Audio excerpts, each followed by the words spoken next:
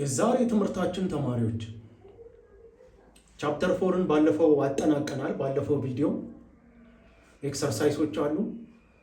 ከነዛ ከኤክሰርሳይሶቹ ላይ አንዳንድ ያወጣኋቸው ጥያቄዎች ለእናንተ ይሆናሉ ብዬ መርጬ ያወጣኋቸው ጥያቄዎች አሉ። አንደኛው the first question, as the atomic number of elements increases, their atomic radius also increases in the periodic table. ምንድነው የሚለው? አቶሚክ ነምበር እየጨመረ ሲመጣ አቶሚክ ሬዲየስም አብሮ እየጨመረ ይመጣል ነው። አቶሚክ ነምበር ሲጨምር አቶሚክ ሬዲየስ ይጨምራል።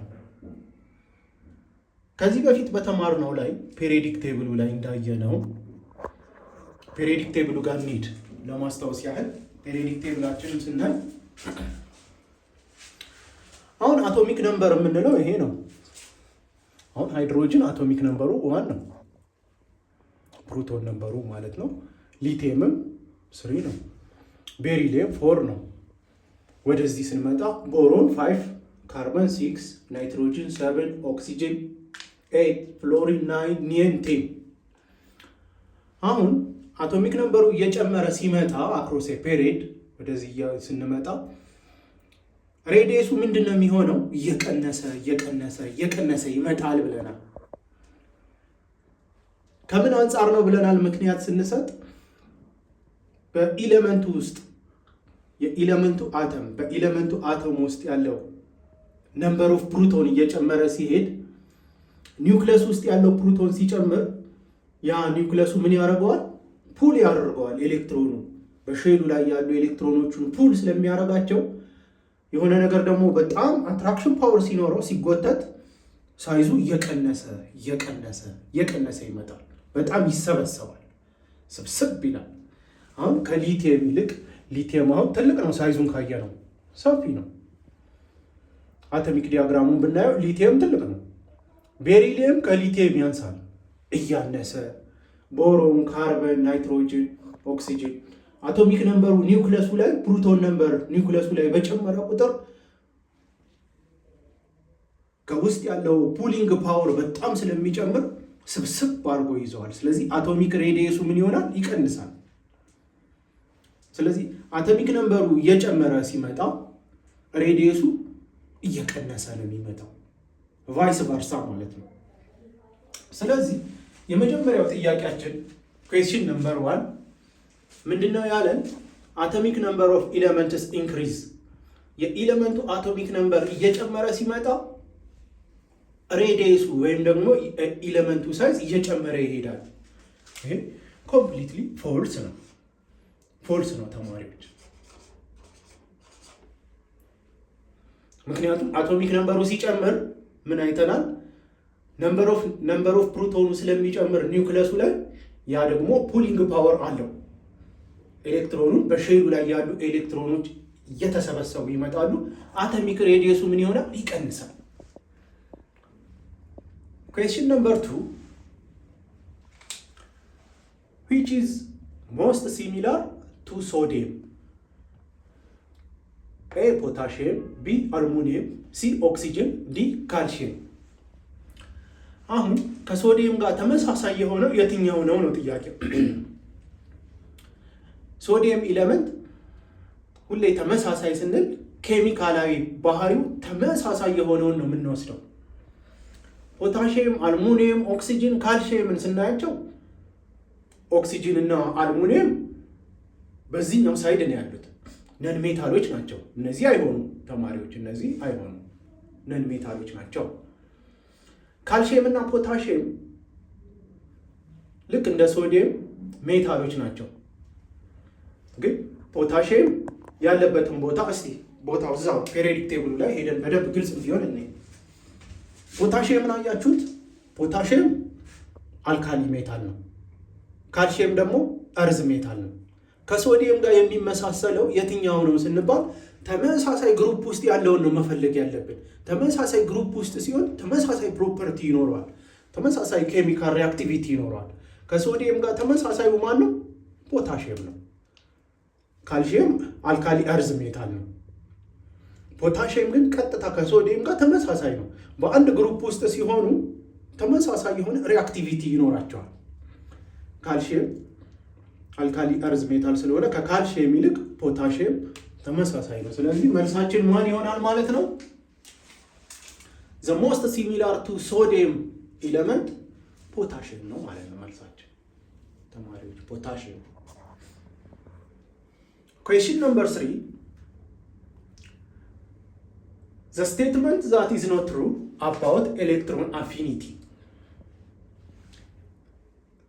ኤሌክትሮን አፊኒቲ የማይወክለው ስቴትመንት የትኛው ነው? ከዚህ ጋር ከተዘረዘሩት ኤሌክትሮን አፊኒቲን የማይወክለው ኤ it causes energy to be released ኢነርጂ እንዲወጣ ምክንያት ይሆናል በኤሌክትሮን አፊኒቲ ጊዜ።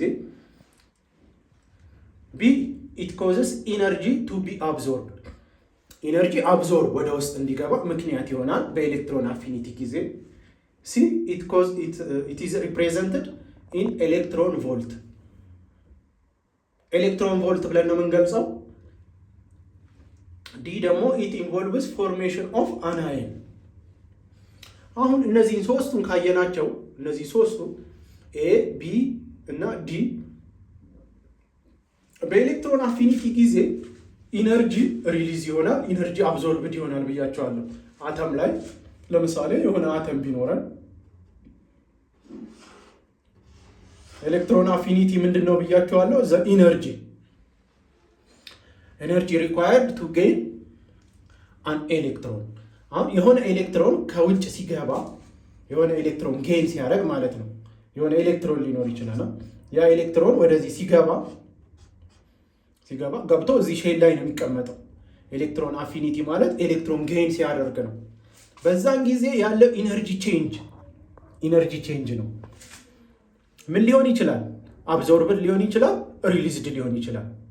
አብዞርብድ የሚሆነው ኤሌክትሮኑ አተሙን ገጭቶ ሲገባ ኢነርጂ ወደ አተሙ አብዞርብ ይሆናል በሲምፕል ፊዚክስ።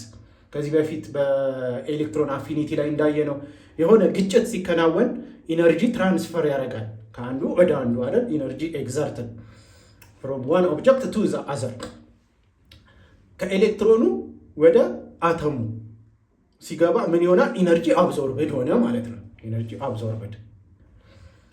ሁለተኛው ደግሞ ይሄኛው ወይም አተሙ አትራክት ሲያደርገው፣ አተሙ ማንን ነው አትራክት የሚያደርገው? ኤሌክትሮኑ። አተሙ ኤሌክትሮኑን አትራክት ሲያደርገው አትራክሽን ፓወር አለ ማለት ነው። የአተሙ አትራክሽን ፓወር ሃይ ሲሆን ኤሌክትሮኑ ምን ይሆናል? ይመጣል።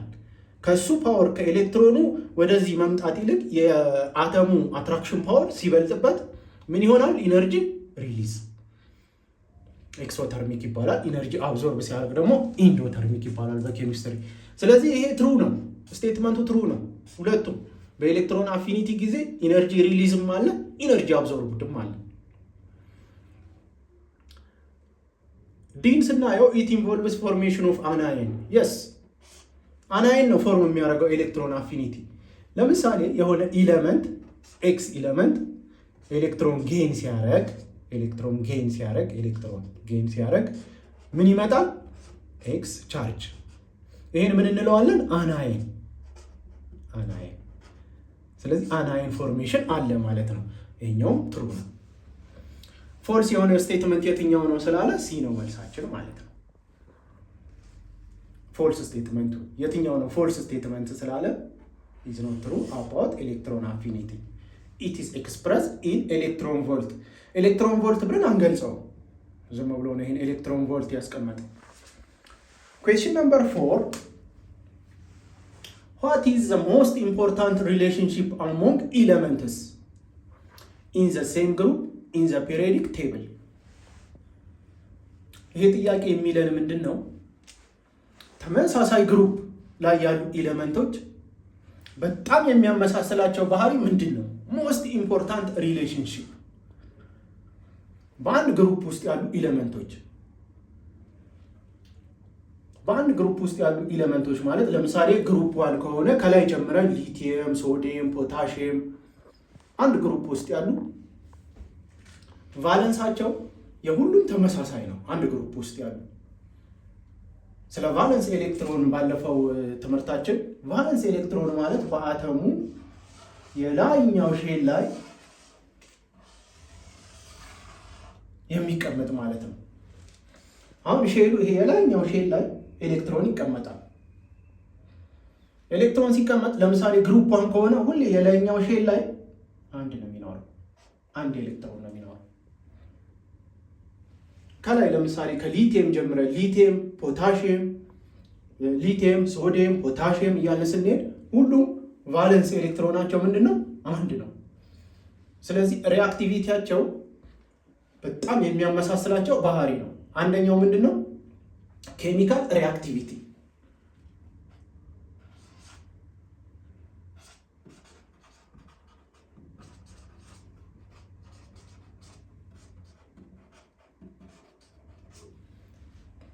ኬሚካል ሪአክቲቪቲያቸው ተመሳሳይ ነው። ሁለተኛው ቫለንስ ኤሌክትሮን ቫለንስ ኤሌክትሮን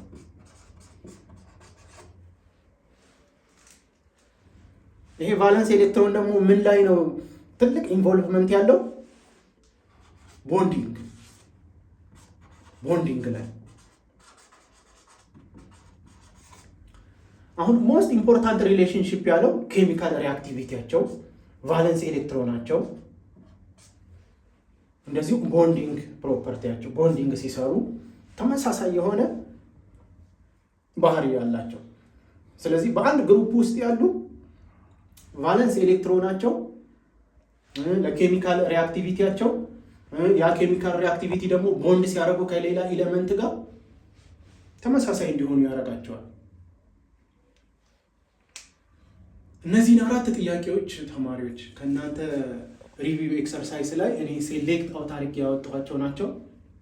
እናንተ ቴክስት ቡካችሁ ላይ ያሉትን ጥያቄዎች በሙሉ ሞክሯቸው፣ ስሯቸው። እኛ ደግሞ በሚቀጥለው ትምህርታችን ዩኒት 5 ቦንዲንግ ነው።